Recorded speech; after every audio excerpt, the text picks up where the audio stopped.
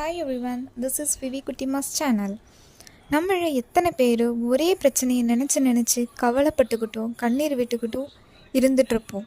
அவங்களுக்கான ஒரு ஸ்டோரி தான் இன்றைக்கி நம்ம பார்க்க போகிறோம். ஒரு ஊரில் மக்கள் எல்லாம் சேர்ந்து ஒரு முனிவரை போய் பார்க்குறாங்க. பார்த்துட்டு அவர்கிட்ட ஒரே பிரச்சனை தான் திரும்ப திரும்ப சொல்லி கம்ப்ளைண்ட் பண்ணிகிட்டே இருக்காங்க. இதை கேட்ட அந்த முனிவர் அவங்களுக்கு ஒரு ஜோக் சொல்கிறாரு.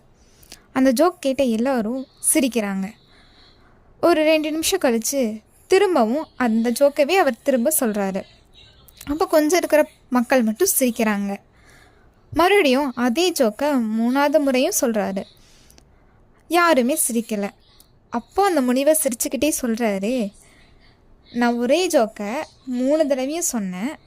தடவை எல்லோரும் சிரிச்சிங்க, 2வது தடவை சொல்லும்போது கொஞ்சம் பேர் மட்டும் சிரிச்சிங்க, நான் 3வது தடவை சொல்கிறப்ப யாருமே சிரிக்கலை.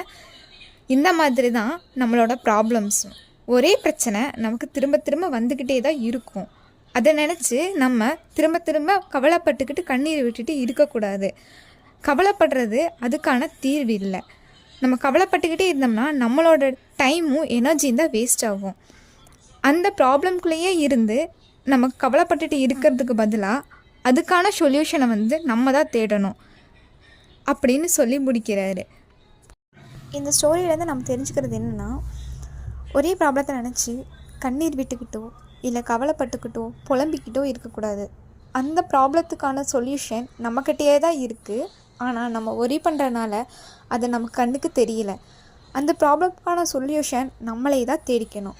உங்களுக்கு இந்த ஸ்டோரி பிடிச்சிருந்தா லைக் பண்ணுங்கள், கமெண்ட் பண்ணுங்கள் அண்ட் சப்ஸ்கிரைப் பண்ணுங்கள். தேங்க்யூ.